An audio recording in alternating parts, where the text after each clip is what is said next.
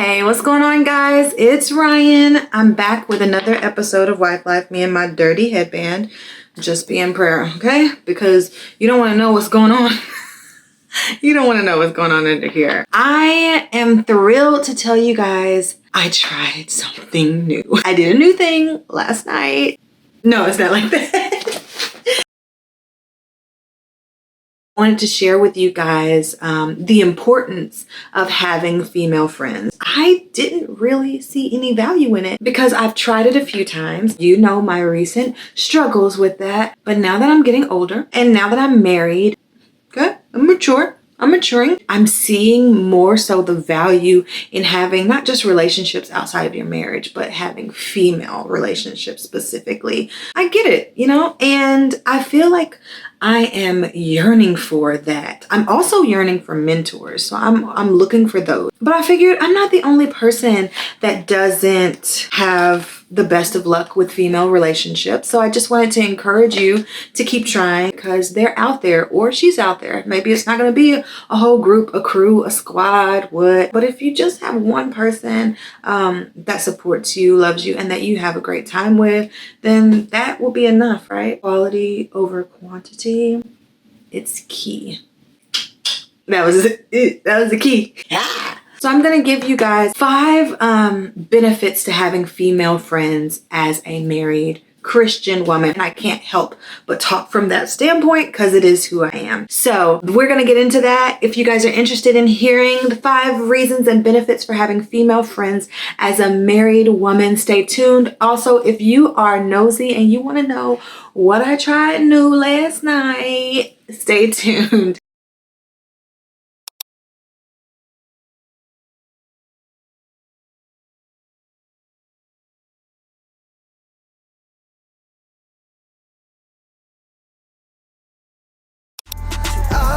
Trust your love, I will trust your words,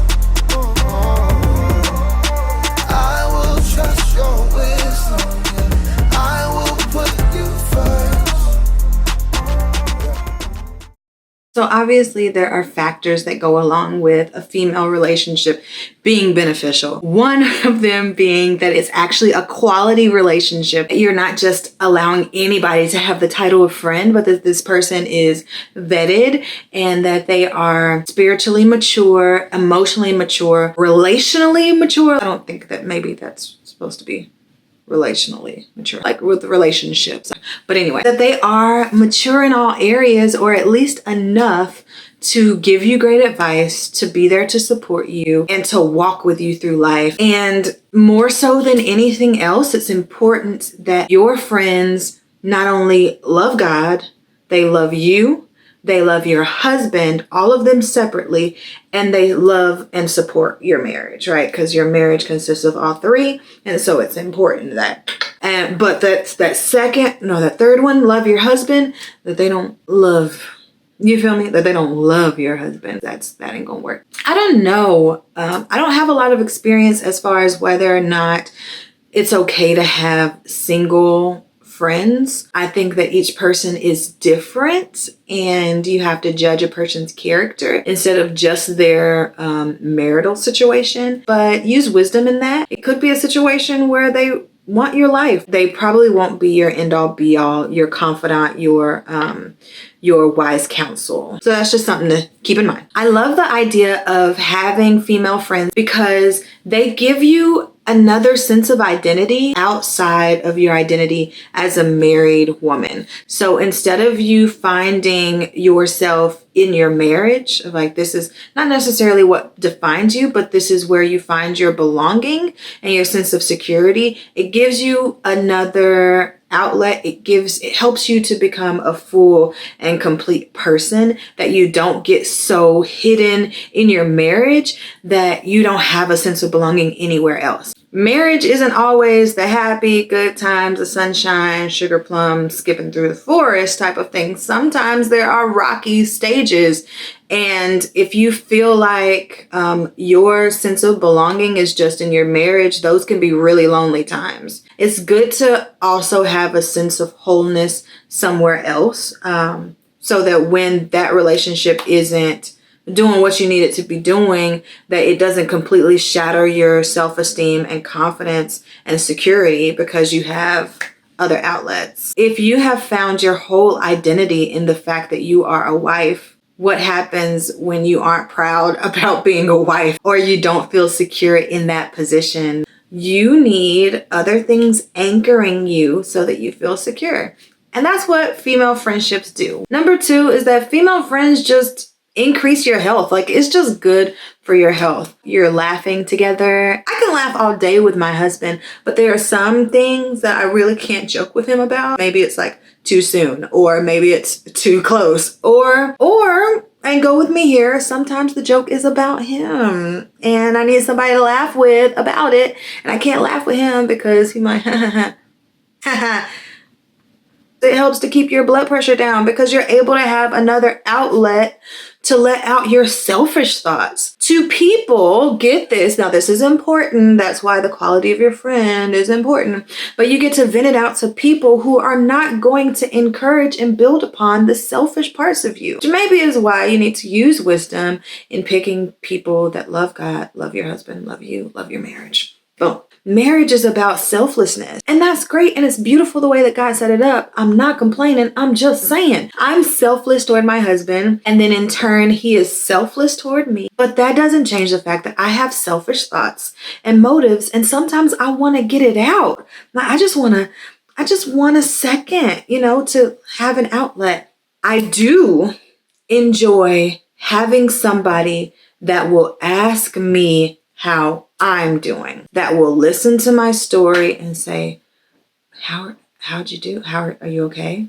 Even if I don't need to vent, it's just nice to have somebody that just cares genuinely about how I'm doing. You feel me? Like how I'm doing, without wanting to know so that they can then talk bad about my husband or try to pull me, But number 3 is that these female relationships motivate you to honestly be the best version of yourself. There's just something about being around women, and women that are not just like where you're trying to be, but also women that are where you are, and women that are just like striving and encouraging each other and being open with each other because you feel safe. Like, I don't know, it's just really empowering and invigorating and motivating. Not in a way where you're trying to compete with them, but in a way where you're trying to make sure that you keep up. Like, everybody is moving at the same pace, okay? Everybody's moving ahead.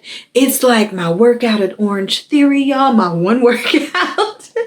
But it was good, y'all. We were on the treadmills all next to each other, and you felt motivated that even if you couldn't run like the person right beside you, you're gonna keep moving. 60 more seconds to go, girl. And like everybody around you is going, so you feel like you can go too. Plus, it gives you a sense of not being alone in your situation. When it comes to certain issues in life, everybody gets quiet. And it'll make you feel like you're the only one who's ever dealt with any type of issue in your marriage. That even though we know that no marriage is perfect, you start to assume that everybody else's idea of not perfect is something like real patty cake, easy, simple. Oh, what? He doesn't take the trash out? What? He leaves the toilet seat up? He leaves his laundry on the floor? But when real issues happen, it can make you feel like your marriage is jacked up. So having those close-up relationships, it really does motivate you to be the best version of yourself. Even if I can't run, I can at least, keep my legs moving. And sometimes, honestly, that's all you need. Number 4 is that there's nothing like having free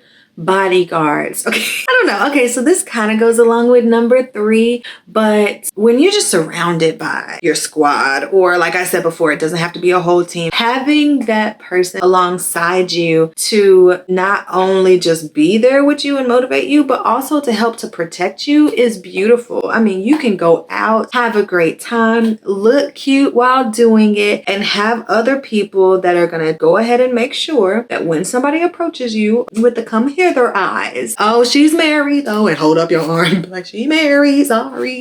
It's good to have, I mean, it feels good to have those bodyguards and people that are going to boost you up. Be like, hey, well, you know, you're not getting it, but they boost you because that's what friends do. And I appreciate. I didn't before, but sometimes I can be way too hard on myself. I appreciate, and I no longer reject people encouraging me in certain areas of my life when they feel like I'm doing a good job. I'm no longer going to reject people because I'm not meeting my idea of perfection. And I feel like somebody out there needs to hear this. Accept the compliment and keep trying. You know that you're not everything that you are capable of, but you're trying and you're doing a great job. Take the dang compliment, okay? No receipt. And number 5, I know you guys have been waiting for it. There's something safe about having someone who will listen, who will help you with past traumas, listen to you. Because sometimes our husbands can't be the person that we lean on if they've also been affected. The second wave, so the first wave when some type of trauma hits your life or your marriage or whatever, the first wave is what brings you close together because you're both experiencing it together. The second wave is what tends to pull you apart because now you're dealing with the post traumas. He's dealing with his post traumas. You can't really and unleash on them. But then you also have these people that God can strategically place in your life to help you get through these traumas so that you can come back together as whole. The beautiful thing about having a real solid group of women or a woman in your corner is that you have somebody that's going to listen to all of that, help you navigate through it, but most importantly, when they are done, send you back home. Like, you don't have a friend that's going to be like, girl, you need to stay over here, girl. Like, let me get you a hotel room real quick, girl. You need somebody that's going to say, I got you, and I got you for the next 5 hours, girl. Cry, let it all out. But at the end of the night, you need to go back home. That has nothing to do with traumas of domestic violence. No, this is not that. Because I definitely believe that there are situations where it's not safe for you to go back into the home. And a good friend, which maybe this should be number 6, but a good friend can help you to really discern when you are accepting things that are dangerous and volatile towards you and when enough is enough. The women that I've spoken to that come out of abusive relationships, they say that they didn't realize how bad their situation was until they talked to one of their friends who said something like, how far is this going to go? Do you see him killing you? Do you see this getting to the point of no return? They have actually sat down and opened your eyes to just how bad your situation is because they care. So I guess that goes number 6. Like, that's the beautiful thing about having godly, supportive women around you to give you that confidence and that significance. And what was that? Number 1, the sense of belonging. Because sometimes we take so much because that's where our identity lies. And usually it's based off of, what was that? Number 4, past traumas that make us so much more accepting and just longing for some type of significance. But if you have that significance in another group as well, it makes you say, look, I can be grounded. So number 6, I love that. Thank you, God. So let me tell you guys what I did. Are y'all ready? Because I'm proud of me, and you might think this is not a big deal, but it was a big deal to me, so I need y'all to clap for me and be supportive, okay? I just want to be a better steward over relationships. So last night, I went out to eat with my 2 sister-in-laws, and it was fantastic. Woo, I'm on my way to pick up my sisters. I'm sure that they look absolutely beautiful and cute, and I am comfortable, ready to nurse at any time, because I feel like this is definitely one of those ready to nurse types of outfits, but that's okay. You know, I'll get them next time. I was so nervous because... Okay, I got them. And just like I suspected, they were gonna look 10 times better than me. So here we go. What is it? It's called Gloria's and Bishop Arts. But what's like the name of it? I tried to guess the full name. The Gloria's Latin Cuisine. Oh, so I was like, Cantina? Oh, this is Miley back there. And that's Veronica. They're my, well, I already told you guys everything you need to know about them. I don't know why I was nervous. I just was. I'm always nervous about stuff like that. I don't want to be awkward. I don't want to be weird. But it turned out good from my end. It felt like a first date. I hope it was good for them. I hope they like me. Thank you, sir. And what did you get? Chicken salsa. Y'all, she authentic. Do it again. Okay. All done eating.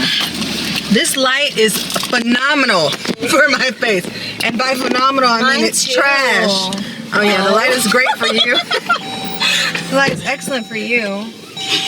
Renee's gotta go up and she disappeared. We talked about life and deep stuff, and it got really real. We expressed our feelings. We all cried and had a lot of self-reflection. And I think that we're gonna be better people from this. Like, I agree. I think we're all committed to just doing better. No, that's a lie. Like, we didn't talk about any of that. I hope that they want to do this again with me. And this was only the beginning for me. I'm getting the confidence I need, and I'm gonna start going out with other women. I'm just gonna do it, you know? Like, YOLO! I'm nervous and self-conscious, but I'm gonna do it. Challenge myself to have real, meaningful relationships and not just surface stuff. I'm great at surface, y'all. I can bloop, bloop, bloop, bloop, right up here. Like, don't ask me to, I'm not going down there, you know, but I'm about to. I'm about to deep sea dive in some friendships, okay? Get ready, because it's about to get real. This is the real world, baby. I had something in my nose, I think. You know when you like breathe out and you feel it like, it's still there. Sorry, y'all. Hold on. Okay, I think I got it. I think so. Make my nose red. How vigorously did I rub it? I didn't feel like I did much. That's what light skin is about. Look, you can't do nothing. Can't touch us. Can't breathe on us. We bruise. Look like an old banana. All right, guys. Well, that's it. That is everything I have for you today. I'm about to go get Blake. Pray that she doesn't want to nurse for the whole rest of the day, y'all, because I ain't got it in me. Like, physically, okay? Mentally, spiritually. Oh, I forgot to say bye. But also, if you haven't subscribed yet, you should do it. Like, just, you know, do it. And then if you want, you can also click the bell button and you get notified whenever I upload a video. I'm gonna try to upload more now. I am really taking the end of the year like by the horns, and I'm gonna do this thing, okay? I'm gonna invest in me. That is why I'm investing in these relationships. That's why I'm about to RIP, kill the game, okay? Caskets, slow singing, flower bringing. The game is dead and I killed it.